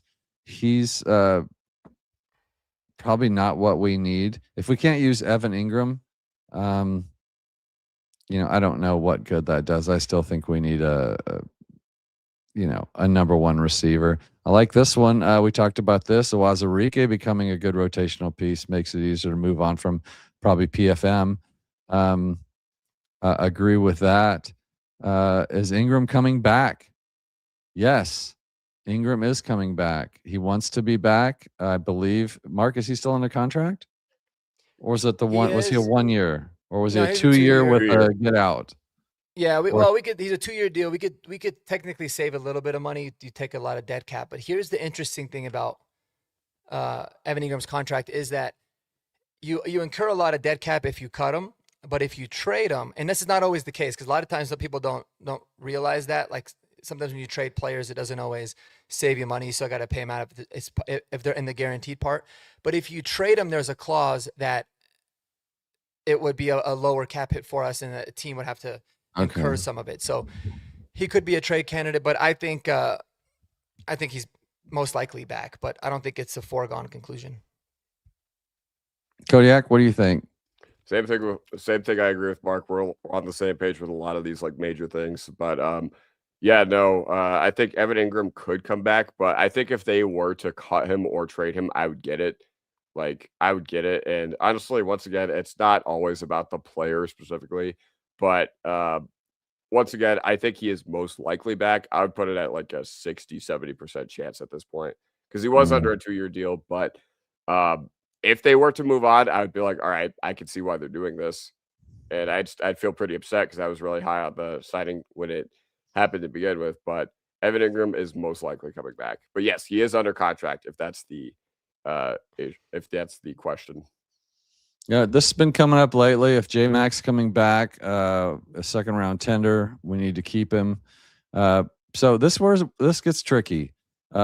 My initial instinct is yes, of course he's coming back. We will put a second rounder on him. We will keep him. But then where are we playing Jade Barron next year? Mark, where's the room for our first round draft pick? Is it Riley Moss? Gonna have to hit the road? I think Riley Moss will and should be traded this offseason. Okay. So you're a Riley Moss hater. No, what you're saying. No, not at all. Not at all. I You think can Riley say Moss it. played Nobody's watching. You can say it. There's only 300. No, I mean, I think Riley Moss is fine, but that's, I think he played admirably this year, obviously being targeted a lot. But I think right now, Riley Moss is, I think his value is never going to be higher than it is currently. And he's going to be an unrestricted free agent after this year.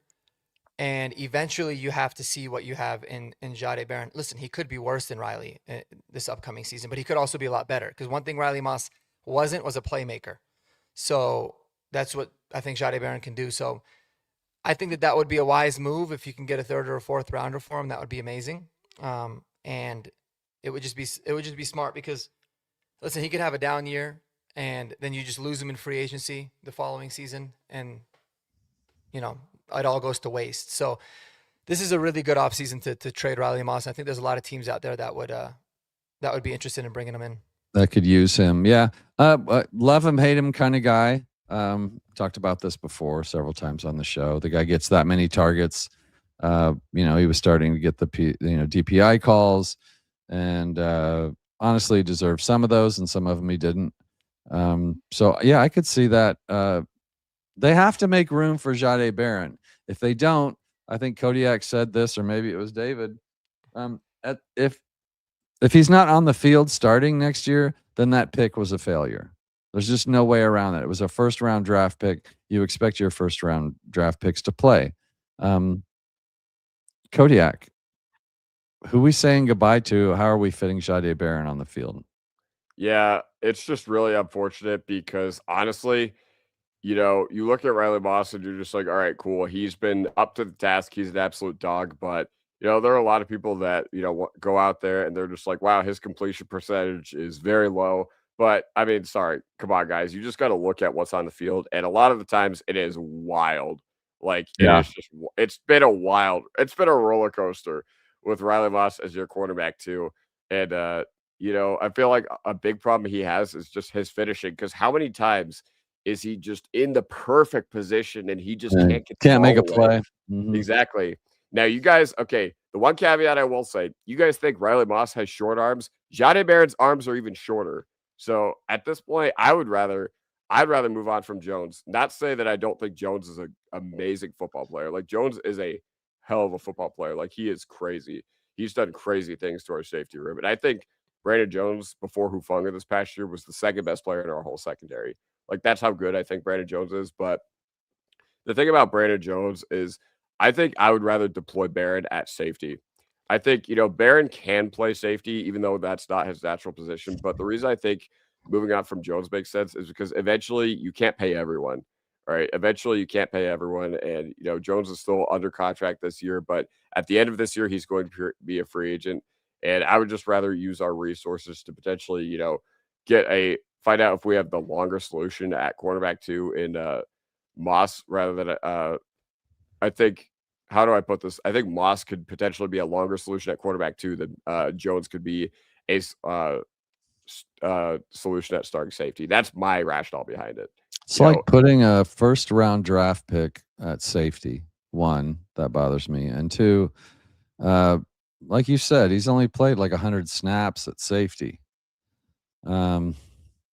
I guess I'm just not a big fan of moving players, and I guess I'm also a pretty big fan of the 2 safeties that we have. So I don't know. I do like the fact that Devontae Adari says he agrees with us, and so I'm just going to leave that up there. And so now, from whatever we say from here on out, we're covered. That everybody would agree with us. I'd play. Darian says he'd play Barron outside and Moss traded. I think that is probably the most likely outcome here, they have to do something with Jahdae Barron. They can't trade him. Well, they could, I guess. I don't know, but why would they? What else we got here? Drain. Another drain. Chris Abrams Drains. Crushing It show, by the way, guys, check that out. Now, when Chris Abrams has played, Mark, he's kind of showed out a little bit for his limited time on the field. So we have an overabundance of defensive backs on this team. Again, another reason why the Jahdae Barron pick still irks me.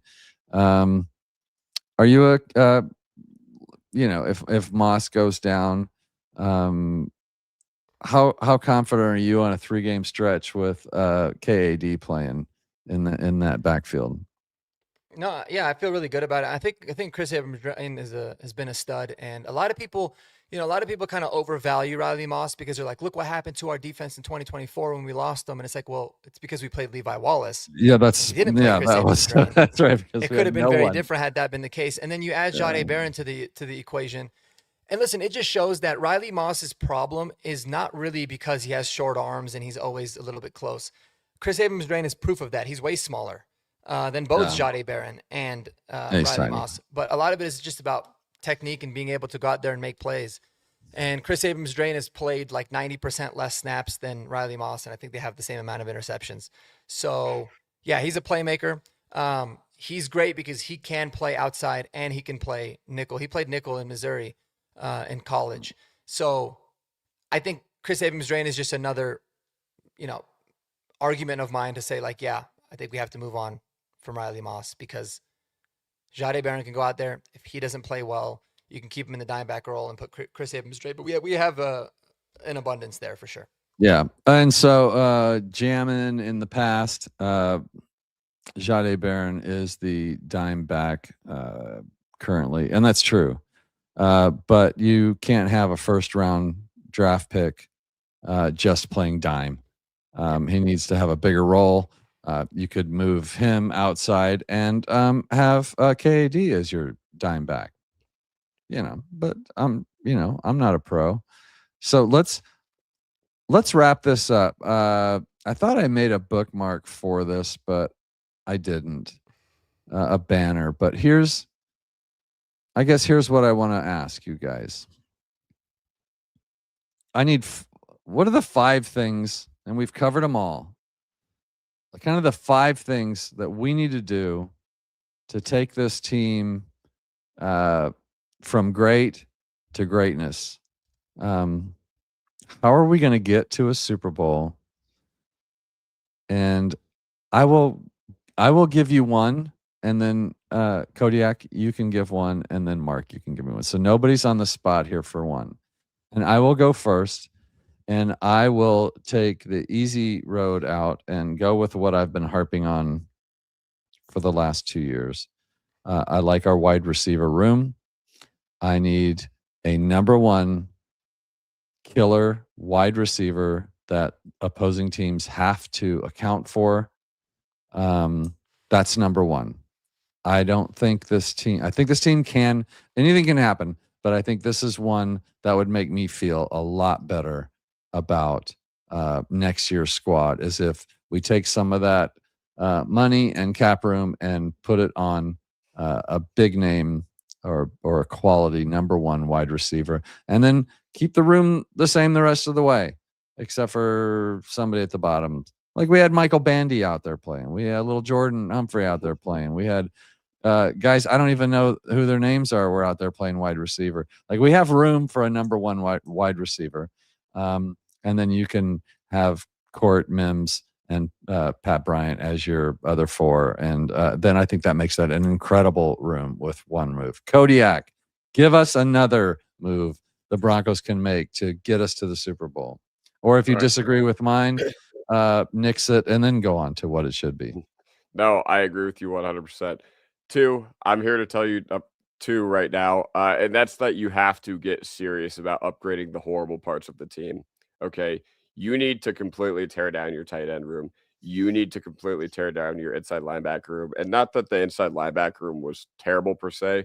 It's leaps and bounds better than the tight end room, but you just need to get serious, okay, about upgrading the areas of your team that are bad, and that's something I feel like they didn't do last offseason. I felt like they were just like, all right, Evan Ingram, perfect. We can run it back with Troutman and Kroll and Adkins behind him. All right. Yeah. Greenlaw, perfect. All right, perfect. We signed him. Great. We're running it back with Sternad and Singleton behind him and whatever. And so that's just what I got to say is that, and I feel like running back, that could have been very, very much the case had you not been very lucky and J.K. Dobbins was available in June. They weren't even aggressive in the UDFA pool at running back either, which I thought was just asinine at the time of the draft too. So number 2, just be more serious about upgrading the bad parts of your team.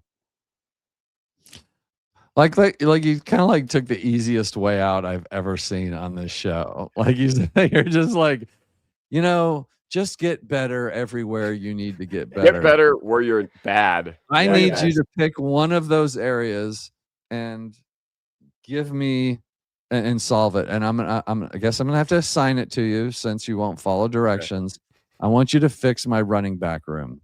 No, I wanted to. Damn it! All right. No, I want you to fix my linebacker room. Okay, so first of all, what am I doing? I am letting Sternad and Singleton go out the door. That's what we're doing. Yeah, of course. Sternad, once again, he played great this past year, but I just want guys that have just rather high upside. And Sternad, he's going into his 7th year in the NFL. There's a reason he's never been a starter in the event and for any reason other than injury. Listen, I like Sternad. I love what he brought this past year. I think his story the past 2 years has been incredible, filling in last year very admirably when Singleton went down week 3 against Tampa Bay. But Sternad, he's just been, how do I put it? He would just be a symbolization of everything we are about we have been about at that room in the past few years is we're just fine not taking the high upside swings. We would always get these guys like Josie Jewell and Alex Singleton. Okay. Well, when was the last time we heavily invested into the linebacker position other than Dre Greenlaw? Drew Sanders, I don't really count because his thing was he was a hybrid. And for some reason we really like those guys too. But yeah, I am tearing it down. I'm letting everybody besides Greenlaw walk, even though he's, I guess, can't speak Spanish. But no, I'm signing a couple, like, even if you're just going out there and just signing, I just want something different at the linebacker room. And heck, there is a chance that you roll into next year. If you want to forego investment, which is, something that we have done as an organization the past few years with the linebacker position for the most part, then you know what? If it's up to me, all right, Dre Greenlaw, and then we have Lavelle Bailey and Karene Reed and whoever else can win the inside linebacker 2 spot, maybe even Drew Sanders.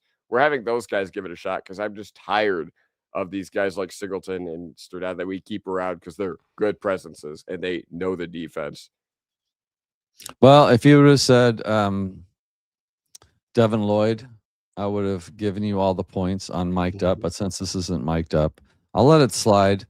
What did I decide? What was I going to give you, Mark? Was it the wide receiver room? Or the running back room? Fix my running back room, please. Well, we need to fix the running game, Mike. I'm like, so Kodiak in that spiel that he just had, he said the word "I'm tired" a lot, and that's exactly how I feel. I want to pull my hair out. I'm getting all these grays. You can't really see them, but Mike, I'm getting up to your level with the grays already because of this damn running game. I'm so sick. Up to my level. Well done. I'm making notes of that. I'm just trying to be like you, Mike. I'm so sick of talking about the lack of running game every single year. And part of it is a lack of a commitment to the run game. And then also a part of it is that we just can't run the ball when we actually commit to it with Sean Payton's like very minimal amount of patience that he has. This run game as a whole needs to be revamped. I like the idea, firstly, of bringing in like one of the assistant coaches, right? We have to replace a couple of positional coaches. We got to replace what Pete Carmichael does as like a senior offensive assistant. So I love the idea of looking at somebody like Anthony Lynn to come over here and be responsible for the run game because he's been a coach that has been very good at getting the most out of a run game for a long time. I think we need to get rid of Ben Powers for cap reasons and upgrade at the left guard position. I think that we can in the draft or in free agency or even with Nick Gargiulo, but just have a commitment to the running game from that standpoint. Because, maybe we're kind of being sold a lie that our offensive line is elite at run blocking and elite at pass. I think we're elite at pass blocking, but I think that there's a lot left to be desired there. So we need to revamp the entire running scheme and then obviously bring in more running back talent. The only running back on our team currently that should be returning in 2026 is RJ Harvey. Everybody else, Jaleel, Bidet, Sia, JK, you can go. That's fine. Deuce Vaughn on the practice squad and the other the Schrader guy that we smallest have. human in the NFL. Yeah. They can all go. They can all go. Bring in Tyler Algier, right? If you want to re-sign J.K. Dobbins alongside him, that's fine. But bring in Tyler Algier, bring in another low-end running back that's a veteran that you can put on the practice squad, and then draft yourself a talented running back in the first 2 days of the draft. And let these guys go out there and compete to show who the hell can go out there and be a really good presence for this team. So we just need to have a running game, man. It's going to protect Bo. It's going to allow for us to rely less on Bo running, which we saw what happens this year when maybe he runs a lot. And also, it's going to make him a lot better because it's going to take all the pressure off of him. Like, there was so much pressure on Bo Nix to deliver. And because he's a special player, he did most of the times. But, man, it would just be nice to have the ball with a lead with 5 minutes left on the clock in the fourth quarter and know that the other team's not going to get the ball back. And it's because we ran it down their throat. So bring back the dominant running game. And really, guys, I mean, I know this might sound ignorant, but it's not that hard to do. You see teams do it every single year. They revamp the running game. And so it's time that we do that this year. And it might be happening. I'll go next. Here's where I take on crazy fan, non-analyst take. Watching this season, every time Bo Nix was asked to go out on that field and win a game, he did it. Every single time. Think about that. Now, there was the Jaguars game. He was not given that opportunity because it was out of reach.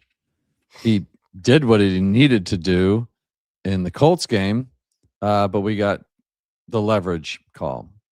And then the other one was kind of the same thing where I don't even remember what happened. It was the Chargers where Bo Nix did go down and get us the points we needed. And then the defense let us down. And with like a minute left, Justin, if Herbert was able to get them in field goal range and win that game. And so hats off to them and hats off to the Patriots for beating us at home. Of course, we don't cry here too much on the Mile High Monsters. We do give credit where credit is due. But I would like to see, now with Lombardi gone, possibly Davis Webb coming in, these things might already be in the works. They may have noticed this, self-scouted themselves. But isn't it weird how the offense disappears for quarters of games and then all of a sudden can seemingly score at will? It's about risk-taking. It's about taking the leash off of Bo. Like, I love Sean Payton's play designs. When you go back and watch the 22, there's people running around. He's scheming people open. There's players open. There are lanes to run. So we've talked about some positions we need. The number one wide receiver. We need a running back that can do these things. We need maybe a tight end, or at least to look at the tight end we have. But I think a lot of it really came down to turtling a little bit on offense. Sean being old, he said it himself, I tend to worry about risk more than reward as I get older. He said those things. I'm not making these things up, however he put it. And that's true, right? So experience comes just right after you need it. And that's the way of the world. And we're all living our lives for the first time and learning lessons. Now, he's learned a lot of lessons, and he's letting those affect him in his play calling. Maybe I would like to see the greatest show on grass. I'd like to see us go out and actually aggressively try and beat the crap out of teams offensively while we have a very good defense. Now, my nerd friends will tell me, well, you can't do that because if you go out there and try and score quickly and you try and throw the ball all around, then you get your defense tired. My response to that is, hey, if it's not working, then you can go back and pound the rock and give your defense a break and do 9-minute drives. You can always go back to that because guess what? We're really, really good at doing that. Even without a run game, we're able to do 8-minute drives. Isn't that crazy? And that's because Bo Nix has a way of picking up first downs, and Courtland Sutton has a way of getting first downs. I don't think there was anybody better in the NFL than Bo Nix in third down passing conversions and touchdowns this year.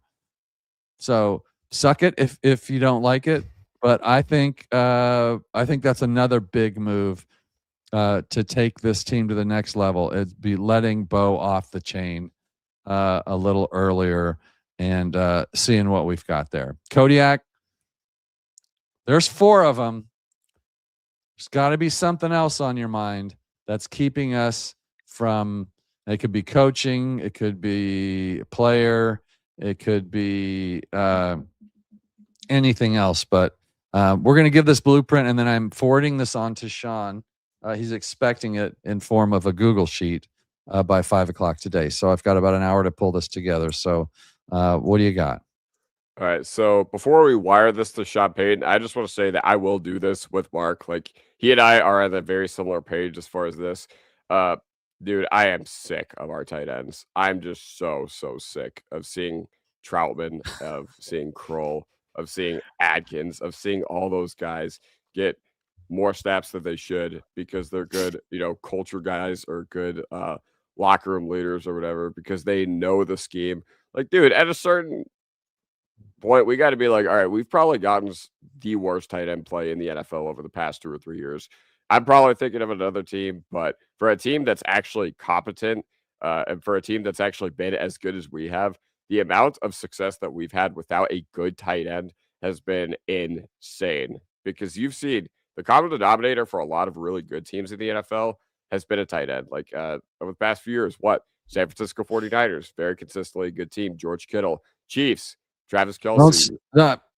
You said it on the show. That's another point. Go ahead. Yeah. Go ahead. Okay. But either way, so we need to upgrade everywhere we can at tight end. I don't care if we trade Ingram. I don't care if we release Ingram. I have no preference either way. I would get if they brought him back. I would get if they cut him. But you need to draft at least 2, in my opinion. I think you got to at least draft 2 because it's less about, the players that we're getting rather than it is just overhauling the room. Okay. And not only that, but you need to make sure, like, hey, if we're bringing in this tight end who can catch a lot of balls, if we're bringing in this tight end to be a receiver, you need to make sure you actually deploy them in that role, okay? And the inverse is true. If you are signing dudes just to block, Mark has actually brought this up on his channel a lot. Remember Chris Manhertz 2 years ago? How we were told that he'd be this incredible blocking tight end and he couldn't block for anything. But with Kroll, with Troutman, with Adkins, you have guys who can't catch. You have guys who can't run routes. You have guys who can't block. So if you're doing all those things on the football field, if you can't catch, can't block, can't run routes, and you're a skill position player, I feel like you're kind of in trouble. Are you not? Yeah. I think if we're not using tight ends anyway, I don't want to invest too much in it, but maybe, maybe that's going to change again. We're going to have no more screen passes. If the run game starts working, Bert, you'll see less screen passes. So, look, guys, I think we kind of gave you the blueprint on how to fix this team. If I'm missing something, Mark, did we miss something? Let's see. We're going to fix the run game. We're going to get a number 1 wide receiver. We're going to shore up our linebacker position. We're going to let Bo cook. And I forget what else we talked about. Do we get running back, wide receiver, defense? I think maybe we only need 4 things to win a Super Bowl. I think the general, there's a lot of generals in there. I know that these two great gentlemen are going to be doing very in-depth free agency shows. There's going to be some draft shows, both on their individual channels at Kodiak Broncos and at Marquee Sports Denver. You can also find them on Horsepower Hour with whatever his name is, Jeremy Shawn. I still don't understand that. And David Talks Broncos. We're going to have to work on his branding. Jeremy, if you're watching, you know I love you, and we're going to have to fix that, though. So, but if you guys, if you guys have any time left in your day after I kept you on here for nearly 2 hours, I hope it's a wonderful day for you. I couldn't be more happy to be joined by a couple of the best in the business when it comes to this stuff. A meathead like me loves to hear that my dreams are crushed when I talk about Justin Jefferson or the like. And so thank you for ruining the rest of my day, but I hope we made the rest of your day. Broncos country, thank you so much for being in the chat. For Mark and Kodiak, I'm Mike Carmelini. We will see you all in the coming days because we're on all the time. Go Broncos. Peace out.